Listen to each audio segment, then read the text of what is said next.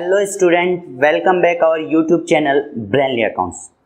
बच्चों, आज मैं आपको अकाउंटिंग में फंडामेंटल ऑफ पार्टनरशिप चैप्टर का एक बहुत ही इम्पोर्टेंट कॉन्सेप्ट पढ़ाने वाला हूँ। और वो इम्पोर्टेंट कॉन्सेप्ट एग्जाम के पॉइंट ऑफ व्यू से इसलिए इम्पोर्टेंट हो जाता है कि थ्योरेटिकल पॉइंट ऑफ व्यू से भी इस पे क्वेश्चंस आते हैं, और जब आप प्रैक्टिकल्स बनाते हैं, सम्स बनाते हैं, तो उसमें भी इस टॉपिक का कुछ ना कुछ कवर होता है। ठीक है, तो डायरेक्ट इनडायरेक्टली मैं बोल दे सकता हूं कि ये जो टॉपिक है 3 से 4 मार्क्स आपके 101% कवर करता है। और आज मैं आपको बता दूंगा कि 3 से 4 मार्क्स आप कैसे अच्छे से अच्छे कवर कर सकते हो। ठीक है, तो आज का हमारा टॉपिक है पार्टनरशिप डीड। क्या है हमारा टॉपिक? Partnership deed. बेटे, हिंदी मीडियम के जो स्टूडेंट है उनके लिए मैं बता देता हूं कि इसको हम हिंदी में बोलते हैं साझेदारी संलेख। क्या बोलते हैं? साझेदारी संलेख। कुछ बच्चे हिंदी के भी हैं। साझेदारी संलेख। ठीक है बेटे, पार्टनरशिप डीड आखिर होता क्या है? देखो, मैं पार्टनरशिप डीड बताने से पहले सबसे पहले मैं बता देता हूं कि पार्टनरशिप डीड क्या है। पार्टनरशिप क्या है? एक रिलेशनशिप, एक संबंध है। किसके बीच का रिलेशन है? पार्टनरशिप क्या है? एक रिलेशनशिप है। किसके बीच का रिलेशनशिप है? पर्सन के बीच का रिलेशनशिप है। अब पार्टनरशिप जो होती है एग्जिस्टेंस में कब आती है? जब उनके बीच में क्या होता है? एग्रीमेंट होता है। ठीक है, तो पार्टनरशिप डीड के बारे में समझते हैं। देखिए, पार्टनरशिप डीड कुछ नहीं होता है, एक रिटन डॉक्यूमेंट होता है, एक कागज होता है। ठीक है, एक डॉक्यूमेंट होता है जिसमें पार्टनरशिप से रिलेटेड सारी रूल्स, रेगुलेशन, टर्म्स, कंडीशन वगैरह लिखी रहती है और लास्ट में पार्टनर के सिग्नेचर हो जाते हैं। उसको हम क्या बोलते हैं? पार्टनरशिप डीड बोलते हैं। जैसे आप लोग स्कूल जाते हो, कॉलेज जाते हो, ठीक है, अगर कोई आपसे पूछता है कि आप किस कॉलेज में पढ़ते हो, तो आप उसको प्रूफ दिखाने के लिए क्या दिखाते हैं? आईडी कार्ड दिखाते हैं। अभी हम देखते हैं कि हम इंडिया में रह रहे हैं, तो हमारे पास क्या प्रूफ रहता है? वोटर आईडी कार्ड, आधार कार्ड। तो ऐसे ही जब कोई पार्टनरशिप में पार्टनर्स बिजनेस करते हैं तो वो आपस में कुछ एग्रीमेंट कर लेते हैं, और उस एग्रीमेंट को जब रिटन में एक डॉक्यूमेंट में लिख लेते हैं, उसको हम क्या बोलते हैं? Partnership deed. तो डेफिनेशन इसकी है, partnership deed content important provision regarding partnership business. कुछ नहीं है, ज्यादा डेफिनेशन इसका है ही नहीं। पार्टनरशिप डीड क्या है? पार्टनरशिप डीड है एक डॉक्यूमेंट जिसमें पार्टनरशिप से रिलेटेड सारी बातें लिख दी जाती है। Got it? ठीक है, अब समझना। देखिए, पार्टनरशिप एग्जिस्टेंस में कब आती है? अस्तित्व में कब आती है? पार्टनरशिप एग्जिस्टेंस में आती है एग्रीमेंट के थ्रू। किसके थ्रू आती है? एग्रीमेंट के थ्रू। ठीक है, अब एग्रीमेंट जो होता है वो मेनली आपका 2 टाइप का एग्रीमेंट हो सकता है। ठीक है, ये बात बहुत इंपॉर्टेंट है, कई बार एमसीक्यूज में आ सकता है। ठीक है, पार्टनरशिप हमेशा किसके थ्रू एग्जिस्टेंस में आती है? एग्रीमेंट के थ्रू एग्जिस्टेंस में आती है। और एग्रीमेंट जो होते हैं वो बच्चा 2 टाइप के होते हैं। एक होता है ओरल एग्रीमेंट और सेकंड होता है रिटन एग्रीमेंट। बेटे, ओरल एग्रीमेंट क्या होता है? देखो, जब कोई बिजनेस करते हैं तो वो सारी रूल्स रेगुलेशन को लिखते नहीं है, बस ओरली डिसाइड कर लेते हैं। 2 पार्टनर हैं, 2 बिजनेस कर रहे हैं, 2 बंदे बिजनेस कर रहे हैं, 2 पार्टनर बिजनेस कर रहे हैं। अब पार्टनरशिप से रिलेटेड जितनी भी टर्म्स कंडीशन है उन्होंने कहीं पे कागज में लिखी नहीं, उन्होंने आपस में डिसाइड कर लिया कि हम बिजनेस करेंगे, प्रॉफिट होगा, आधा आधा बांट लेंगे, आप इतने पैसे लगाना, मैं इतने पैसे लगाऊं। मतलब उन्होंने कोई रिटर्न एग्रीमेंट नहीं बनाया, रिटर्न पार्टनरशिप डीड नहीं बनाई है। और पार्टनरशिप डीड नहीं बनाई है तो उसको हम क्या बोलते हैं? ओरल एग्रीमेंट बोलते हैं। ठीक है, अब आपके मन में डाउट आएगा कि सर ओरल एग्रीमेंट बनाएंगे तो डिस्प्यूट आना चाहिए। देखो, कई बार क्या होता है, ओरल एग्रीमेंट में बहुत बार एग्रीमेंट हो जाते, एक डिस्प्यूट हो जाते, सॉरी, रिटर्न एग्रीमेंट में कई बार क्या होता है, ओरल एग्रीमेंट में डिस्प्यूट हो जाते हैं। डिस्प्यूट कैसे हो जाते हैं? मान लीजिए कोई पार्टनर है, ठीक है, वो बाद में कह सकता है कि मेरे को प्रॉफिट ज्यादा मिलना चाहिए क्योंकि मैंने ज्यादा टाइम स्पेंड किया।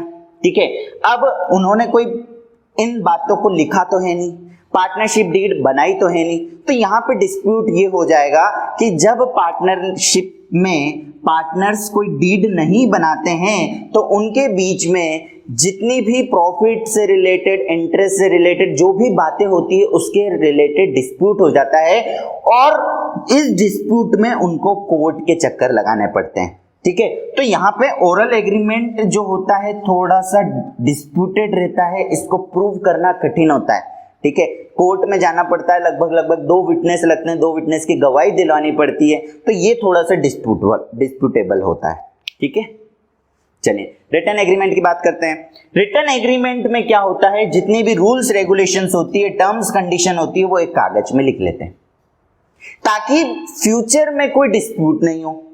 ठीक है, उसको हम क्या बोलते हैं, रिटर्न एग्रीमेंट बोलते हैं। और ये जो रिटर्न एग्रीमेंट होता है इसी को हम बोलते हैं बच्चे पार्टनरशिप डीड।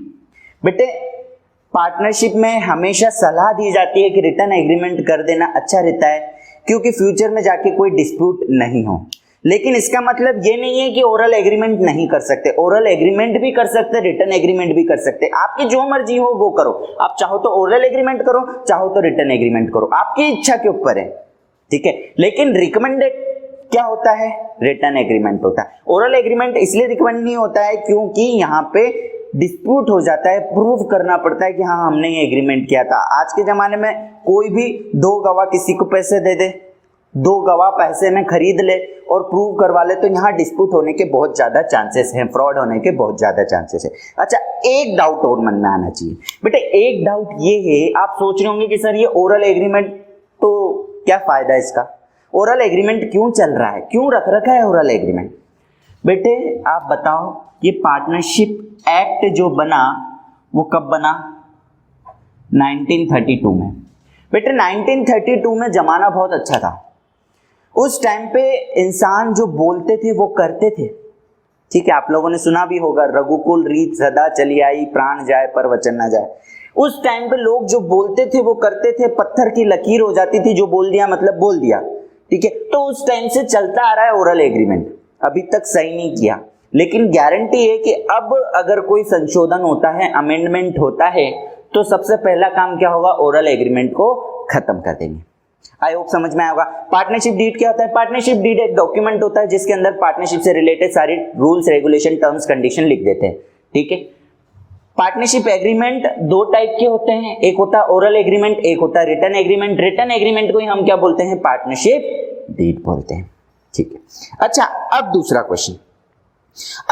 क्वेश्चन, आपके मन में ये आना चाहिए बच्चों कि आखिर पार्टनरशिप डीड में क्या लिखते हैं, कौन कौन सी बातें पार्टनरशिप डीड में लिखी जाती हैं, तो ये मैं आपको बता। अब हम बात करते हैं कि आखिर पार्टनरशिप डीड में कौन कौन से आइटम आते हैं। देखिए सबसे पहले पार्टनरशिप डीड में नॉर्मल, देखो रटना नहीं है आपको, नॉर्मल समझना कि पार्टनरशिप से रिलेटेड जो भी इंफॉर्मेशन आवश्यक जरूरी इंफॉर्मेशन जो हम अगर हम कोई बिजनेस करेंगे और बिजनेस से करने से रिलेटेड जो भी जरूरी इंफॉर्मेशन वो सारी हमको इसमें लिखनी है। सबसे पहले क्या जरूरी रहता है, सबसे पहले ये जरूरी रहता है कि भैया जो पार्टनर्स बिजनेस कर रहे हैं उनकी इंफॉर्मेशन कि कौन कौन बिजनेस कर रहा है। तो सबसे पहले फर्स्ट आता है डिस्क्रिप्शन ऑफ पार्टनर्स, इसमें पार्टनर्स का नेम, इसमें एड्रेस और भी कोई उनकी पर्सनल डिटेल हो तो वो आ जाएगी। ठीक है, फिर उसके बाद बिजनेस कर रहे हैं तो आप किस नाम से फर्म बना रहे हैं, किस नाम से आपका बिजनेस है वो डिटेल आएगी। ठीक है, तो यहाँ पे फर्म का नेम, फर्म का एड्रेस और भी बहुत कुछ। ठीक है, प्रिंसिपल प्लेस ऑफ बिजनेस कि आपका प्रिंसिपल प्लेस कहाँ होगा, एरिया कहाँ होगा। ठीक है, ये चीजें हैं। फिर उसके बाद कमेंसमेंट ऑफ पार्टनरशिप की पार्टनरशिप डीड आपने कब स्टार्ट की, ये भी तो पता होना चाहिए कि पार्टनरशिप डीड इस डेट को स्टार्ट किया। आप नॉर्मली ये समझ लेंगे अगर ये नहीं लिखेंगे तो कि भाई बिजनेस कब से चलता आ रहा है, ये पता होना चाहिए ना। ठीक है, फिर उसके बाद आता है कैपिटल कंट्रीब्यूशन। देखिए कोई भी बिजनेस करता है तो सबसे बड़ा डिस्प्यूट आ जाता है कैपिटल का। कुछ लोग बोलते हैं अगर आपने एग्रीमेंट किया ही नहीं है तो यहाँ डिस्प्यूट हो जाएगा। क्या डिस्प्यूट होगा, डिस्प्यूट ये होगा कि कोई बोलेगा मैंने ज्यादा पैसा लगाया, कोई बोलेगा मैंने ज्यादा पैसा लगाया, तो इसका हिसाब किताब रखना पड़ेगा। तो ये कहाँ लिखेंगे हम, पार्टनरशिप डीड में लिखेंगे कि किसने कितनी कैपिटल कंट्रीब्यूट की। फिर उसके बाद इंटरेस्ट ऑन कैपिटल, अच्छा कैपिटल लगाई है तो वो पार्टनर्स क्या करेंगे, इंटरेस्ट ऑन कैपिटल लेंगे। ठीक है, इंटरेस्ट ऑन कैपिटल लेंगे तो वो भी इंफॉर्मेशन लिखनी चाहिए, अगर नहीं लिखेंगे तो फिर यहाँ पे डिस्प्यूट होगा। ठीक है, अब इंटरेस्ट ऑन कैपिटल के बाद में ड्राइंग्स भी आना चाहिए। ठीक है, कि कौन सा पार्टनर कितना पैसा विड्रॉ कर सकता है।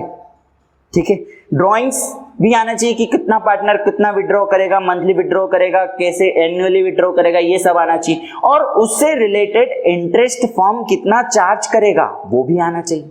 ठीक है, इसके बाद प्रॉफिट शेयरिंग रेशियो बहुत ही इंपॉर्टेंट टॉपिक है कि प्रॉफिट शेयरिंग रेशियो क्या होना चाहिए। अगर आपने प्रॉफिट शेयरिंग रेशियो नहीं गिवन किया, नहीं लिखा, तो यहाँ पे बहुत ज्यादा डिस्प्यूट हो सकता है। कोई बोलेगा मैं मेहनत ज्यादा करता हूँ, मुझे ज्यादा प्रॉफिट चाहिए।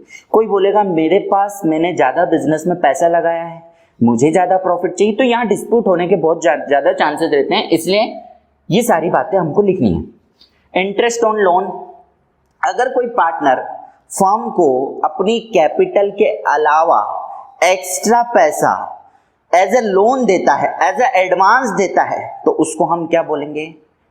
लोन बोलेंगे, लोन गिवन बाय पार्टनर बोलेंगे। और वो जो लोन है उस लोन पे कितना इंटरेस्ट चार्ज करना है ये भी आपको मेंशन करना पड़ेगा। ठीक है, रेमुनरेशन, अगर कोई पार्टनर एक्स्ट्रा वर्क करता है, एक्स्ट्रा एफर्ट लगाता है, तो उसको क्या रेमुनरेशन देने हैं? बेटे रेमुनरेशन में नॉर्मली आता है आपकी सैलरी, कमीशन, बोनस, ये आते हैं। मैंने सबको तीनों के लिए एक ही वर्ड लिख दिया, रेमुनरेशन। ठीक है, वैल्यूएशन ऑफ असेट्स, असेट्स की वैल्यूएशन कैसे करेंगे कि स्टॉक को कैसे वैल्यूएट करना है, कौन सी मेथड से वैल्यूएट करना है, मार्केट वैल्यू पे करना है, कॉस्ट पे करना है। वैल्यूएशन ऑफ गुडविल, गुडविल कौन सी मेथड से वैल्यूड होगी। ठीक है, और लास्ट में ड्यूरेशन, कि ड्यूरेशन कितने साल के लिए आपकी पार्टनरशिप रहेगी, 2 साल के लिए, 3 साल के लिए, या अगर आपकी मर्जी जब तक हम बिजनेस करें उसको हम बोलते हैं एट विल। ठीक है, उसके बाद में भी आप बहुत सारी चीजें लिख सकते हो। बहुत सारी चीजें क्या क्या लिख सकते हो? अपनी मर्जी से भी लिख सकते हो कि पार्टनर्स की बैंक डिटेल, पार्टनरशिप बिजनेस की बैंक डिटेल, कि बैंक में कौन कौन लोग जा सकते हैं, कौन कौन लोग के साइन होंगे। सेटलमेंट ऑफ डिस्प्यूट, अगर कोई डिस्प्यूट हो जाता है तो सेटलमेंट कैसे होगा। मैनेजमेंट टाइमिंग लिख सकते हो कि मैनेजमेंट टाइमिंग क्या होगी। ठीक है, और भी बहुत सारी चीजें होती हैं। कोई पार्टनर की डेथ होती है तो उस टाइम पे क्या ट्रीटमेंट होगा, किसी पार्टनर का एडमिशन होता है तो क्या ट्रीटमेंट होगा, बहुत सारी चीजें यहां मैं बताना भी नहीं चाहता। बस इंपॉर्टेंट बात यह है कि जब भी कोई पार्टनरशिप फर्म स्टार्ट होती है और अगर आपको एग्रीमेंट बनाना है तो कुछ बातें बहुत इंपॉर्टेंट है। ये बहुत इंपॉर्टेंट है कि ये डिटेल, पार्टनर्स की डिटेल, फर्म की detail, principal place, commencement of partnership, capital contribution, interest on capital, interest on drawings, profit sharing ratio, interest on loan, remuneration.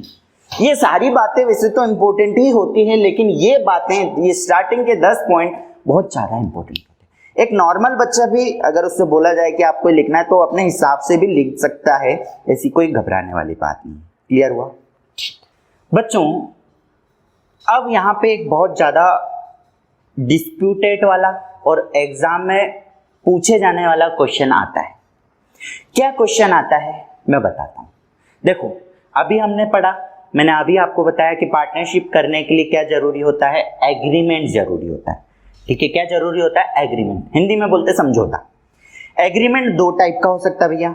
Agreement, partnership करने के लिए क्या जरूरी होता है? एग्रीमेंट जरूरी होता है। एग्रीमेंट 2 टाइप का होता है, एक तो होता है ओरल और एक होता है रिटन।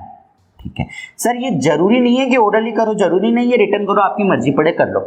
अब बस ओरल में क्या होता है, लिखते नहीं है, और रिटन में उस एग्रीमेंट को लिख लेते हैं, जो एक तरीके से प्रूफ होता है और ये हमारे लिए अच्छा होता है। लेकिन कई बार पार्टनर क्या करते हैं, उनके अंदर इतनी अच्छी म्यूचुअल अंडरस्टैंडिंग होती है, समझ इतनी ज्यादा रहती है, वो बोलते हैं कि क्या एग्रीमेंट करना, रिटर्न क्या करना, आप तो ओरल ही कर लेते हैं। ठीक है, अब यहां पे इन्होंने पार्टनरशिप डीड नहीं बनाई, क्या नहीं बनाई। अब यहां पे पार्टनरशिप डीड नहीं बनाई, और अगर फ्यूचर में कोई डिस्प्यूट हो गया, आपस में लड़ लिए, सीधी सी बातें हो जाता है, डिस्प्यूट हो जाता है। फिर डिस्प्यूट हो गया तो फिर सीधी सी बात है ना कि डिस्प्यूट हुआ, इन्होंने कोई लिखा पढ़ी की नहीं, अब उसका निपटारा कैसे करेंगे। ठीक है, या फिर समझना, या फिर रिटर्न एग्रीमेंट बना लिया, चलो रिटर्न एग्रीमेंट बना लिया, लेकिन कुछ बातें लिखनी थी। ठीक है, सारी बातें लिखनी थी, लेकिन एक चीज नहीं लिखी उन्होंने। क्या नहीं लिखा सर? ये जो प्रॉफिट शेयरिंग रेशियो वाला पॉइंट था ना, वो लिखा ही नहीं उन्होंने, भूल गए वो लिखना। ठीक है, तो भी बात तो वही हुई। ठीक है, तो यहां पे क्वेश्चन आ जाता है कि अगर हमारी पार्टनरशिप डीड साइलेंट है, किस पे? कोई सर्टेन सम इशू पे साइलेंट है, मतलब कोई पॉइंट उसमें लिखना था, कोई टॉपिक लिखना था, कंटेंट कवर करना था, वो लिखा नहीं, ठीक है, या फिर पार्टनरशिप डीड ही नहीं बनाई तो डिस्प्यूट हो जाएगा। और इस डिस्प्यूट का निपटारा कैसे होगा तो यहाँ अपन देखते हैं। देखो, अगर कोई पार्टनरशिप डीड नहीं बनाते या पार्टनरशिप डीड बनाने के बावजूद भी अगर कोई डिस्प्यूट हो जाता है तो इस केसेस में गवर्नमेंट के पास जाया जाता है। और गवर्नमेंट ने ऑलरेडी इसके लिए कानून बना रखा है, पार्टनरशिप एक्ट। क्या बना रखा है? Partnership act 1932। गवर्नमेंट ने बोल रखा है भैया हमने पार्टनरशिप एक्ट 1932 में कुछ रूल बना रखे हैं, आप वो रूल देखो, बस परेशान क्यों होते हो? ठीक है, तो अभी मैं आपको रूल बताता हूं कि पार्टनरशिप डीड से रिलेटेड क्या रूल हैं। अगर पार्टनरशिप डीड एब्सेंस होती है तो उससे रिलेटेड क्या रूल है।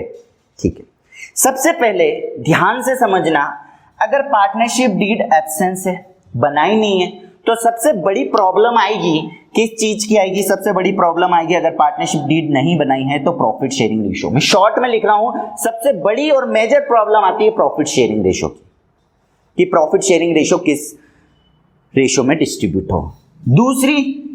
दूसरी प्रॉब्लम आती है इंटरेस्ट ऑन कैपिटल की, ठीक है। तीसरी प्रॉब्लम आती है इंटरेस्ट ऑन ड्रॉइंग्स चार्ज्ड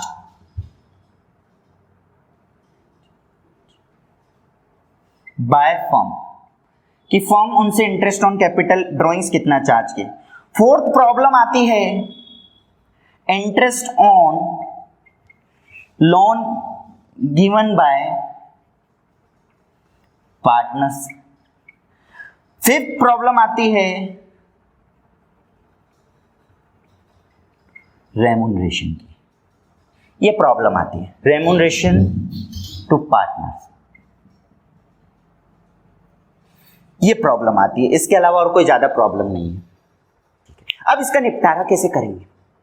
सीधी सी बात है, घबराने की जरूरत नहीं है। सबसे पहले देखो, बिजनेस करना है, बिजनेस किस लिए करते हैं सर? प्रॉफिट शेयरिंग रेशियो के लिए करते हैं। प्रॉफिट शेयरिंग रेशियो अगर पार्टनरशिप डीड में नहीं दिया है तो एक स्वाभाविक सी बात है, एक सिंपल जजमेंट होता है कि अगर प्रॉफिट शेयरिंग रेशियो नहीं गिवन है तो प्रॉफिट शेयरिंग रेशियो क्या होगा? इक्वल होगा। क्या होगा? प्रॉफिट शेयरिंग रेशियो कैसे डिस्ट्रीब्यूट होगा? इक्वली डिस्ट्रीब्यूट होगा, बराबर डिस्ट्रीब्यूट होगा। क्लियर हुआ? ठीक है। फिर दूसरा आता है interest on capital. Interest on capital मतलब पार्टनर्स ने बिजनेस में जितनी इंटरेस्ट कैपिटल लगाया उस पर वो इंटरेस्ट लेते हैं।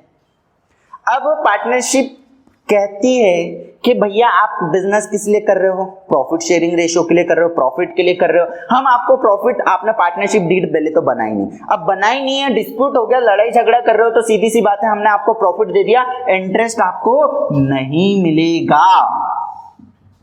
सीधी सी बात है।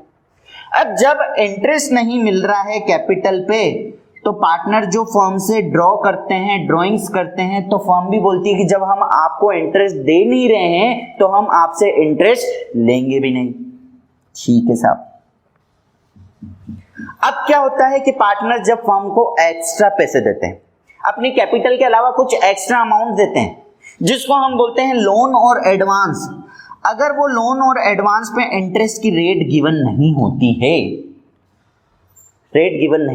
है, तो समझ रहा, अगर लोन पे इंटरेस्ट की रेट गिवन नहीं होती है तो कितना परसेंट? एक नॉर्मल 6% इंटरेस्ट फर्म से पार्टनर्स को मिलेगा। ठीक है, ये बहुत इंपॉर्टेंट है बेटे।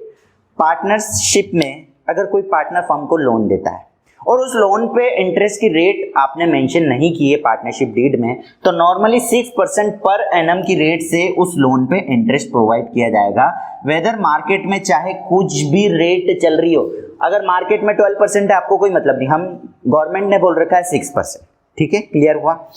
अच्छा, एक और बात, चलिए, अगर पार्टनरशिप डीड बना रखी है और पार्टनरशिप डीड में इंटरेस्ट ऑन लोन के लिए 12% की रेट दे रखी है, तो आप कितना परसेंट दोगे? 6% दोगे कि 12% दोगे? अरे 12% दोगे क्योंकि डीड में ये है। अच्छा, अगर डीड में 4% है तो कितना दोगे? 4% दोगे कि 6% दोगे? 4% दोगे। अगर डीड बना रखी है तो जो डीड में लिखा है वो करना है, लेकिन डीड नहीं बना रखी है तो 6% देनी है। बस यही चीज इसमें याद रखने की ये है। रेमुनरेशन ऑफ पार्टनर, रेमुनरेशन का मतलब क्या होता है सर? रेमुनरेशन का मतलब होता है सैलरी, बोनस और कमीशन। सर किसी भी पार्टनर को पार्टनरशिप फर्म में, बिजनेस में एंट्री इसलिए दी जाती है कि उनको प्रॉफिट मिले। प्रॉफिट के अलावा उनको इंटरेस्ट ऑन कैपिटल भी नहीं देना, कुछ भी नहीं देना है, बस इंटरेस्ट ऑन लोन 6% देना है। सर कुछ भी नहीं देना है तो फिर सैलरी भी नहीं देंगे, बोनस भी नहीं देंगे, कमीशन भी नहीं देंगे। सर ये भी नहीं मिलेगा। क्लियर हुआ? तो देख सकते हो आप, एक सिंपल सा जजमेंट है। क्या है सिंपल सा जजमेंट? सर सीधी सी बात है, प्रॉफिट शेयरिंग रेशियो इक्वल करना है। सर इंटरेस्ट ऑन लोन 6% देना है, बाकी कुछ भी नहीं देना। क्लियर? समझ में आया क्या? कई बार क्वेश्चन आते हैं, एग्जाम में आते हैं, कई बार क्वेश्चन गिवन रहता है पार्टनरशिप डीड में प्रॉफिट शेयरिंग रेशियो गिवन नहीं रहता है तो हम इक्वल कर देंगे। इंटरेस्ट ऑन कैपिटल कुछ भी नहीं गिवन रहता है तो हम देंगे ही नहीं। इंटरेस्ट ऑन ड्रॉइंग्स कुछ भी गिवन नहीं होता है, चार्ज नहीं करेंगे। इंटरेस्ट ऑन लोन कई बार गिवन रहता है इंटरेस्ट ऑन लोन, लेकिन क्वेश्चन साइलेंट रहता है, मतलब पार्टनरशिप डीड नहीं बनी रहती तो हमको 6% लगाना, यहाँ याद रखना है। ठीक है, अगर क्वेश्चन में हमको पार्टनरशिप डीड में गिवन है तो वो लगा देना। रेमुनरेशन करना ही नहीं है। कई बार जजमेंट टाइप के क्वेश्चन आते हैं कि पार्टनरशिप में डिस्प्यूट हो गया, पार्टनर्स के बीच में डिस्प्यूट हो गया, अब आप बताओ क्या करोगे, तो ऐसे केसेस को आपको करना है। ठीक है, क्लियर? आई होप आज मैंने जो भी आपको पढ़ाया वो आपको समझ में आया होगा। आज सबसे पहले तो हमने देखा पार्टनरशिप डीड क्या होती है, पार्टनरशिप डीड में कौन कौन सी बातें आती हैं, फिर उसके बाद में हमने देखा कि पार्टनरशिप डीड अगर नहीं बनाई होती है, in the absence of partnership deed कौन कौन से रूल एप्लीकेबल होंगे, ये टॉपिक हमने कवर किया। ठीक है, अगर आपको इस टॉपिक से रिलेटेड कोई भी डाउट होता है तो आप कमेंट कर सकते हैं, व्हाट्सएप कर सकते हैं। ठीक है, और इस वीडियो को लाइक, शेयर और सब्सक्राइब जरूर कीजिए और बेल आइकन को जरूर दबा दीजिए ताकि जो लेटेस्ट वीडियो है आपको उसका नोटिफिकेशन मिलता रहे। थैंक यू, नमस्कार, जय हिंद।